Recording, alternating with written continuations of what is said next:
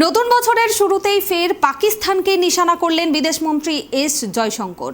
আন্তঃসীমান্ত সন্ত্রাসবাদকে মদদ দিয়ে আন্তর্জাতিক মঞ্চে ভারতকে দাঁড় করানোর পাকিস্তানের চেষ্টা সফল হবে না বলে জানিয়েছেন তিনি। প্রতিবেশী দেশের গৃহীত নীতিগুলোকে দিল্লি এখন পাত্তা দেয় না বলেও জানিয়েছেন জয়শঙ্কর। মঙ্গলবার দিল্লিতে একটি সংবাদ সংস্থাকে দেওয়া একান্ত সাক্ষাৎকারে বিদেশমন্ত্রী আন্তঃসীমান্ত সন্ত্রাসবাদে ইসলামাবাদের মদতের নিন্দা করে সরব হন। সেই সঙ্গে কানাডায় ভারত বিরোধী কার্যকলাপ নিয়েও মুখ খুলেছেন তিনি। তার মতে সন্ত্রাসের মদত দিয়ে বিশ্বের দৃষ্টি আকর্ষণের চেষ্টা করছে পাকিস্তান, যাতে ভারতকে আলোচনার টেবিলে বসানো যায়। দীর্ঘদিন ধরে ইসলামাবাদ এই চেষ্টা চালিয়ে যাচ্ছে বলে অভিযোগ করেছেন। তবে পাকিস্তানের এই নীতি ধরে ফেলেছে ভারত।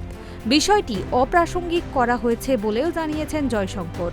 এখানেই থেমে থাকেননি ভারতের বিদেশমন্ত্রী। তিনি বলেছেন, ভারত সবসময় চায় প্রতিবেশীর সঙ্গে সুসম্পর্ক, কিন্তু তার জন্য শর্ত মানতে হবে তাদের। বন্ধ করতে হবে সন্ত্রাসবাদের মদত দেওয়া। সন্ত্রাসবাদের মদত আর সম্পর্ক স্থাপন একসঙ্গে হতে পারে না বলেও জানিয়েছেন বিদেশমন্ত্রী।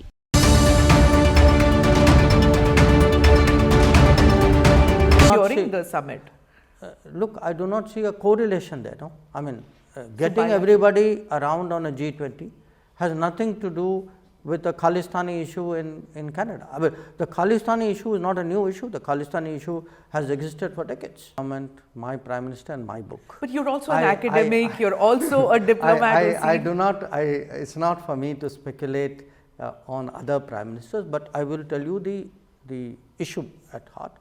The issue at heart is the fact that in Canadian politics, these Khalistani forces have been given a lot of space and have been allowed to indulge in activities which I think are damaging to the relationship, clearly not in India's interest, but I would argue not in Canada's interest either. But unfortunately, that is the state of their politics. Canada নিয়ে কি বলেছেন জয়শঙ্কর? কানাডায় ভারত বিরোধী কার্যকলাপ নিয়েও মুখ খুলেছেন জয়শঙ্কর। অটোয়ার সঙ্গে ভারতের কূটনৈতিক সম্পর্ক খারাপ হওয়ার পিছনে খালিস্তানি বিচ্ছিন্নতাবাদীদের মদত দেওয়াকে প্রধান কারণ হিসেবে তুলে ধরেছেন তিনি। বিচ্ছিন্নতাবাদীদের মদত দেওয়া বন্ধের জন্য কানাডা সরকারের প্রতি জানিয়েছেন আবেদন। এই মদত দুই দেশের স্বার্থকে ক্ষুণ্ণ করেছে বলে মনে করছেন Jaishankar.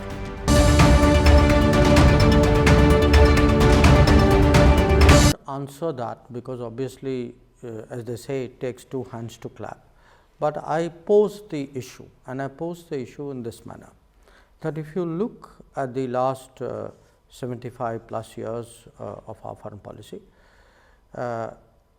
we've had a strain of realism about China, and we have had a strain of I can say, you can call it idealism, romanticism, non-realism, you can say. And it begins right from in a sense from day one. I mean, where there is a very sharp difference of opinion how to respond to China between Nehru and Sardar Patel. I'm giving a certain attitude here. So I would say the Modi government and has been very much more in conformity with the strain of realism which originated from Sardar Patel. And you mentioned the romanticism of the Nehruvian era. Yes, yes. Now, and then you talk about the realism. And I've given some examples. I mean, where you know, even when it came, for example, to the UN Security Council seat. Now, again, it's not my case that we should have necessarily taken the seat. That's a different debate. But to say that, you know, we should first let China, you know, China's interests should come first. You know, that's a very it's a very peculiar statement to make. And you also write that there was no reciprocity in the years after that from China. Yeah, no. So there is a judgment here. There is first a judgment about what we should do, then there is a judgment about what we should expect. You know, so I think today, you know, what will happen with China. I mean, I argue for dealing with China from a basis of realism, that strain of realism which I feel extends all the way from Sardar Patel to Narendra Modi. That is the strain of realism which I feel should allow us to have a certain approach. the alternative strain which starts from Nehru's in a sense China first policy, because he says first let China take its seat, then we will see for India. China first. So, from China first policy it ends up as Chindia policy. I know, today. people had forgotten that horrible term, Chindia. Well, I think you mention it. You should ask the inventor of the term. Yeah, it's very cringeworthy to read it today. But there you are. Yeah. You've been ambassador in China. You've met with several of your predecessors who were foreign ministers. You as a foreign minister, as an external affairs minister, how do you see the pivot that India has taken with regard to China? No, I don't think, look, I don't believe it's a pivot we have taken. You know, we have tried to construct a relationship which is based, as I say, on three mutuals. And the fact is that unless there is a mutuality of, you know, that mutuality is recognized, this relationship will find it very difficult to progress. And today part of our problem is exactly because in 2020 agreements were disregarded, and the mutuality on which this whole relationship is predicated has not been followed, that we have the situation we have. So, when you ask me where would it go, I would say a lot of it would depend on what is the Chinese.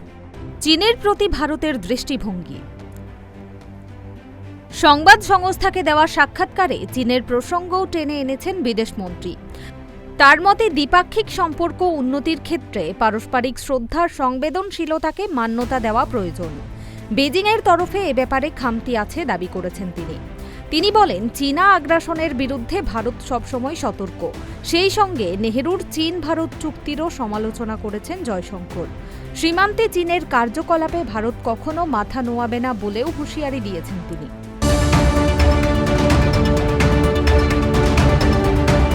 I don't think we are imposing our view, because at the end of the day in foreign relations, beyond a point you can't impose your view unless you are such a big power with such a huge margin of strength that you can, and that is not the case.